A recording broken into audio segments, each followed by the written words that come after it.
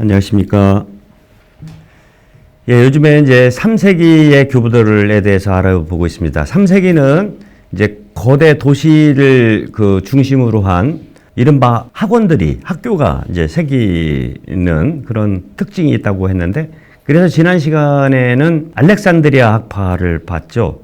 구체적으로 알렉산드리 클레멘스와 이제 오리게네디스에서 주마가산식으로 이제 봤습니다만은 이번 시간에는 로마를 좀 봐야 될 것 같아요.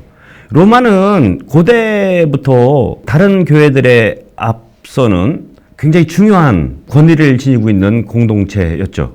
왜냐하면은 베드로와 바오로에 의해서 세워진 교회였고, 그렇기 때문에 베드로의 수익권을 베드로의 후계자들에 의해서 계속해서 이제 전승되고 있다라고 이제 해서 다른 모든 교회들의 으뜸 교회로서 이제 권위를 지니고 있죠.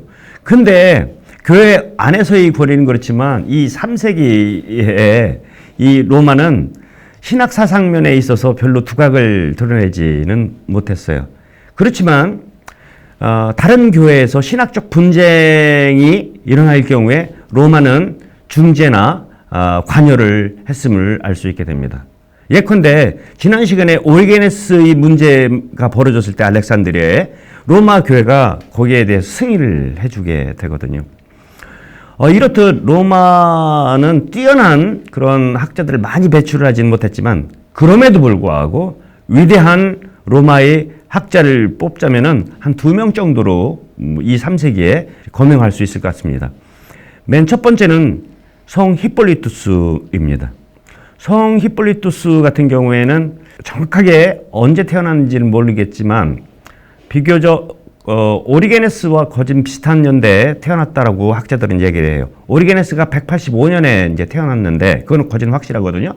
그거보다 한 10년 정도 앞서서 태어났다라고 학자들은 추정해 봅니다. 오리게네스가 212년에 로마에 와서 이 히폴리투스를 만나서 신학적 의견을 서로 나눴다는 사실을 볼 때, 그 당시에 이미 오리게네스보다 더 영향력 있는 학자로서 로마 교회에서 히폴리투스가 이제 여기 서 있었다라고 볼 수 있습니다. 오리게네스만큼이나 이 히폴리투스는 어마어마한 책을 많이 썼다고 해요. 근데 오리게네스처럼 이 히폴리투스도 비록 성인은 되었지만 이 당시에 문제가 좀 있었던 문제적 인물이었었어요. 뭐냐면은 2000년 교회 역사상 제일 첫 번째 대립 교황, 이거를 안티파파라고 하거든요. 그러니까 교황, 로마의 주교 교황은 딱 한 명이 있어야 되는 건데, 성 히폴리투스가 자기 스스로 다른 교황이 있는데 그냥 또 다른 교황으로, 대립 교황으로 이렇게 했던 거예요. 왜 그런 거 하니, 로마의 주교님이 이제 공석이 됐는데, 히폴리투스는 당연히 자기가 될 줄 알았어요. 왜냐면은, 성덕으로 보나, 학덕으로 보나, 자기를 할 사람이 없었죠. 능가할 사람이. 근데 그때 해방 노예 출신이었던 갈리스투스라는 부제가, 일단은 이 선거에서 투표를 했는데, 이 해방노예 출신이 갈리스도가 대부제였는데, 여러분, 로마에 통지순례 가게 되면은 여러 까따콤바들인데, 그 까따콤바들 중에서 가장 유명한 까따콤바가 갈리스도 까따콤바예요. 바로 이 교황님 이름 때문에 그런 건데, 이 갈리스도가 탐탁지 않았던 거예요. 무엇보다도 탐탁지 않았던 건 뭐냐면은 죄인들을 어떻게 처리했냐, 이 문제죠. 이 히폴리투스가 바라보는 교회는 의인들의 공동체여야만 하는 거예요. 주님의 제자들만, 영적으로 깨끗한 사람들이 집합체가 바로 이 교회여야만 하는 거예요. 근데 이 당시가 박해 시대 아닙니까? 그냥 배교한 사람도 있을 수 있고, 또 주님께서 이제 이제 재림이 늦어지니까 죄 짓는 사람도 있을 수 있고, 이 당시는 아직 고해성사가 정착되기 전입니다. 그러니까 죄의 용서는 유일하게 세례성사밖에 안 됐던 거예요. 그럼 그 죄인들을 어떻게 다뤄야 되느냐, 이 문제였거든요. 그러니까 갈리스투스는 교회의 적당한 절차를 거쳐가지고 끌어낼 수 있다, 용서할 수 있다. 근데 히폴리투스는 그게 안 된다라는 거예요. 애시당초부터 그런 생각을 가지고 있었는데 갈리스토스가 오히려 완화 정책을 하니까 더 강경해지는 거죠. 그러니까 이 갈리스토스를 좀 탐탁치 않은 그 이탈리아 반도에 또 다른 주교들이 있을 거 아닙니까? 저 남쪽에 가지고 그 주교들 3명이 그냥 서품을 줘버린다고요. 그리고 로마의 주교로 임명을 해버려요. 그러니까 로마의 주교가 2명이 돼버린 거예요. 그래서 이게 대립교황, 안티파파라고. 이게 이 오점이죠. 근데 갈리스도 교황님은 5년 만에 순교하세요. 그 로마에 가면 트라스테베르라는 동네가 있는데 거기서 그냥 머리가 깨지면서 돌아가시는데 그 후임이 누구냐면 우르바누스 교황님이에요. 이 양반도 순교해서 오래 사실 교황직을 못해요. 그 다음 교황님이 누구냐면 폰티아누스 교황님이에요. 그때까지 그러니까 몇 명이 바뀐 거예요. 갈리스부터 시작해가지고 3명이 바뀔 때까지 이는 자기가 로마 주교라고 했던 거예요. 근데 폰티아누스 진짜 교황이 있게 되죠. 근데 다행인지 뭔지 이 둘이 한꺼번에 잡힙니다. 바뀌었대.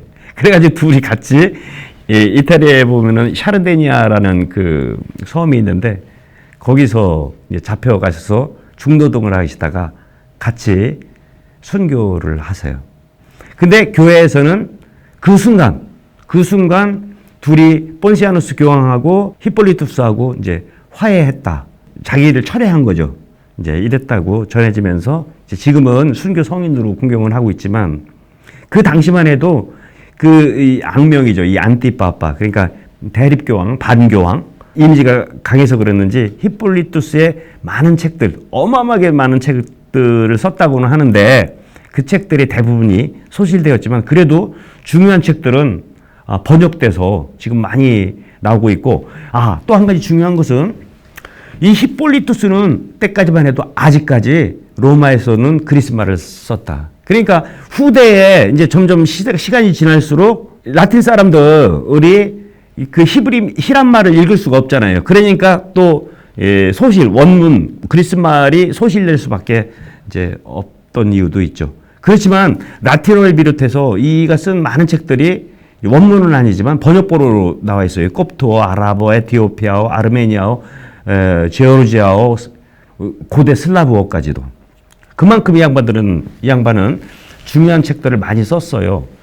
그 중에서까지 이제 좀 보자면은 첫 번째는 논쟁적 작품이에요. 특별히 이단들을 반박하는 책이죠. 이는 지난 시간에 했던 그 리옹의 이레네오에 종속되는 신학자라고 보는 게 타당할 것 같습니다. 그이가 쓴 책 중에서 가장 중요한 책 중 하나는 필로소프메나라는 그리스 말인데 한국말로 하면은 철학 총론 정도로 번역할 수 있을 것 같습니다. 이 책은 10권에 달하는 방대한 책인데요. 일부에서는 그리스 철학자들을 소개해요. 탈레스부터 시작해가지고 그리스 철학자들, 그리스 사상들을 굉장히 박식한 인물임을 우리는 알 수 있게 됩니다. 그 철학들의 단점들, 철학들이 그리고 장점들 이거를 일목요연하게 이제 정리를 해줘요. 그 다음에 2부에서는 그 철학들을 바탕으로 해서 그리스도교의 그 철학들이 들어와서 오염될 경우에는 이단으로 바뀌게 되는데 이 이단들을 열거를 하고 그 이단들을 반박하죠. 몇 개의 이단이냐면 33개의 이단들을 이제 쫙. 근데 대부분 이 이단들은 아드베르스 헤레시스, 그러니까 리옹의 이레네오의 이단 반박책에 이제 종속된 내용들이 굉장히 많이 있습니다. 그 다음 책은요, 그 필로소프메나, 그러니까 철학 총론의 후속 작품이라고 할 수 있는데, 이거는 신타그마라고 이제 그리스말로 하는데, 신타그마는 총론 뭐 이런 뜻이에요. 그래서 한국말로 하려면은 이단 반박 총론 뭐 반이단 총론 정도로 번역할 수 있는데 여기에서는 32개의 이단을 아주 뽑아가지고 그 이단들을 일일이 이제 반박하고 있어요.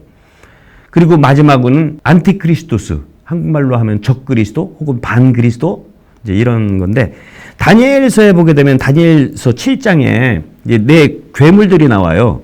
그 괴물들을 제일 처음에 뭐 페르시아, 그리스 이렇게 했는데 그 4번째 그 동물을 로마 제국으로 그러니까 로마 제국에 대해서 굉장히 반감을 가지고 왜냐하면 지금 박해를 받고 있으니까요.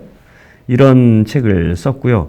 성서 주석 작품도 굉장히 많이 남아 있는데 현재 남아 있는 것은 그렇게 많이 남아 있지 않고 다니엘서 주석이 굉장히 중요합니다. 204년경에 저술됐다고 하는데 어떻게 보면은 오리게네스부터 한참 전에 쓴 거예요. 그래서 성경 주석 작품으로는 우리 교회 전체에서 제일 첫 번째 주석서가 이 다니엘 주석서라고 얘기를 할 수 있습니다. 그 다음에 또 이제 굉장히 중요한 주석서 중에 하나는 아가서 주석이죠. 아가서 이 주에서 혹은 주석서는 제가 지난 시간에 오리게네스 얘기할 때도 잠깐 언급을 했는데 오리게네스도 아가서 주해를 하거든요. 이 아가서는 성경 공부하시는 분들한테는 뭐 그렇게 조그만 뭐 출애굽기 탈출기 이런 거에 비해서는 조그만 소품일 수 있지만 교부학에 있어서는 굉장히 중요한 겁니다. 왜냐하면 이게 교부들은 하나같이 이 아가서의 신부와 또 그 신랑의 관계를 하느님과 우리 영혼 혹은 교회로 이제 비유적으로 하면서 그거를 주석하거든요. 하여튼 이런 책이 있다. 이 신학 사상은 굉장히 많이 있지만 그중에 이번 시간에 그냥 언급만 할 것은 교회예요. 교회. 교회가 도대체 뭐냐. 이는 그 교회를 수호하기 위해서 그 이단 작품들을 쓴 거예요. 이 교회는 사도 전승에 의해서 예수 그리스도의 가르치는 진리를 담고 있는 곳이 바로 이 교회다. 따라서 이 교회는 마치 구원의 배처럼 이 교회 밖에 있는 사람들은 구원을 받을 수 없다. 이제 이렇게 이야기를 하는 거예요. 이제 제가 이거 한 부분만 좀 읽어 드리겠습니다. 바다는 곧 세상이며 교회는 바로 시면을 헤쳐가는 배와 같습니다. 그러나 이 배가 절대로 파손되지 않는 이유는 선장이 그리스도이기 때문입니다. 이 배는 죽음을 삼킨 승리의 표시인 주님의 십자가를 지니고 있습니다. 이 십자가가 안테나, 그리스 말로 안테나는 뭐냐면 이게 뭐라 그러죠 이걸? 돛이죠. 돛. 이렇게 돛. 이 배의 좌우편에는 많은 천사들이 있는데 이들이 바로 교회를 지키는 선원들입니다. 위로 오르는 사다리는 십자가의 상징으로서 이를 통해 신자들은 하늘 영광에 들어갈 수 있습니다.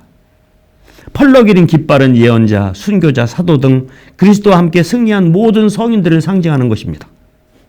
이게 이렇게 배를 보고 있는 거예요. 그러니까 이 배에는 누구만 타야 돼? 의인만 타야 되는 거예요. 이래서 이제 갈리스도하고 싸우는 거예요. 근데 갈리스도는 뭐라고 하냐면은 그래 배 잘 얘기했다 배. 근데 이 배는 노아의 방주야. 노아의 방주에는 정한 짐승뿐만 아니라 주님께서는 부정한 짐승도 태우겠다. 밀과 가라지가 함께 이 밭에서 자랄 이것을 우리가 뽑을 수는 없다. 세상 종말에 그분이 오셔서 추수 때 할 거다. 이게 이제 갈리스도의 논리였었던 거예요. 박해 시대 때 교회가 어떠해야 되는지에 대한 노선이 갈리는 것이죠. 근데 이게 소위 라틴 교회에 끊임없이 제기된 문제였었습니다. 다음에 바라볼 그 교부 노바시아누스도 마찬가지예요. 이 노바시아누스는 어떻게 보면은 로마 교회가 배출한 히폴리투스 다음에 가장 위대한 저술가라고 할 수 있어요. 근데 중요한 것은 이 노바스티아누스 때 비로소 라틴 말로 이제 책이 쓰이기 시작한 거예요. 근데 이도 똑같이 대립교황이에요. 이도 자기 스스로 그냥 그 기존 교황을 반대해서 다른 이들과 함께 이제 교회를 꾸렸죠. 그리고 이는 끝까지 그걸 풀지를 않아요.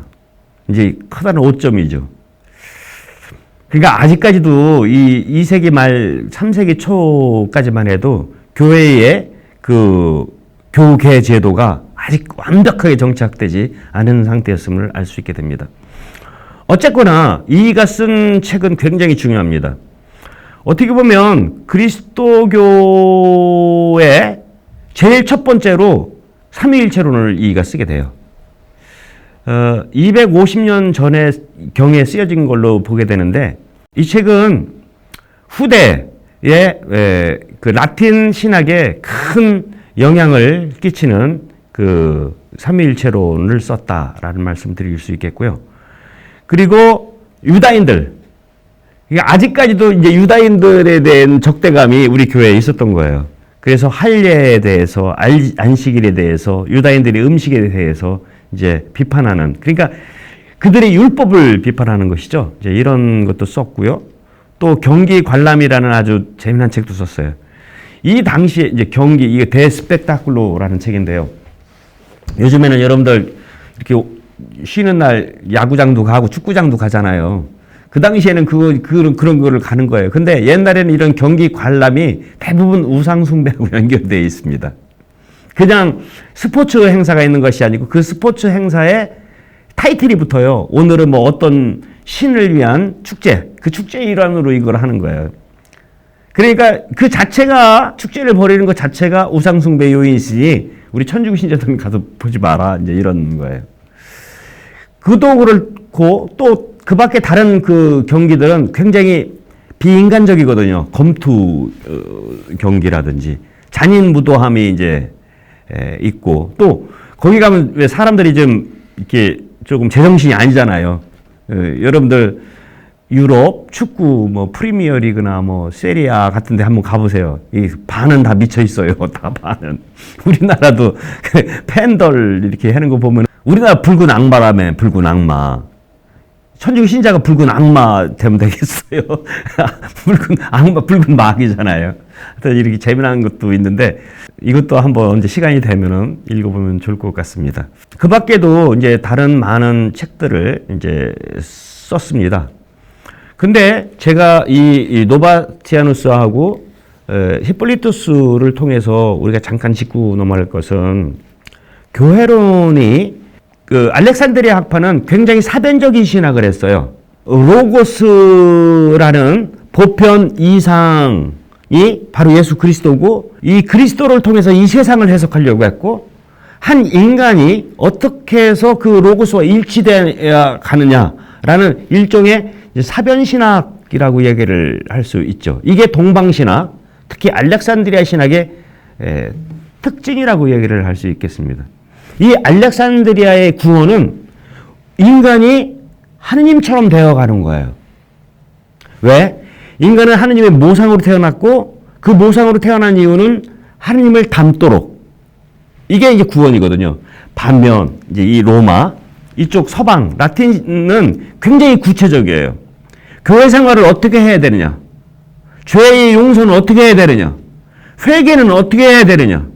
그리고 이 사람들이 이 구원은 죄의 용서 차원을 더 많이 받거든요. 죄가 어떻게 용서되느냐 이거죠. 그러니까 동방 알렉산드리아 신학에서 볼 때 예수님은 로고스예요. 닮아야 될 존재. 그분을 닮음으로써 하나님과 일치하는 거죠. 그러나 이 서방에서 예수 그리스도는 내 죄를 대신해서 십자가에 못 박히신 존재인 거죠. 그렇기 때문에 이 서방, 즉 라틴 교회, 로마와 이제 다음 시간에 볼 이 북부 아프리카 카르타고 교회에서는 교회론이 굉장히 발달했어요. 교회론, 또 교회에서 하는 성사론, 죄의 용서 뭐 이런. 반면 이 알렉산드리아 학파는 그렇지가 않죠. 여기는 굉장히 사변적이고 삼위일체론, 그리스도론, 그리고 영성신학, 이런 것도 현대의 이제 학과목으로 얘기할 때는 이런 것들이 이제 발전했음을 알 수 있게 됩니다. 로마에서는 이렇게 두 교부를 간단하게 봤는데, 사실 본격적인 라틴 신학은 위대한 교부, 북부 아프리카의 또 다른 천재 테르툴리아누스에 의해서 이제 시작됩니다. 요거는 다음 시간에 보도록 하겠습니다. 감사합니다.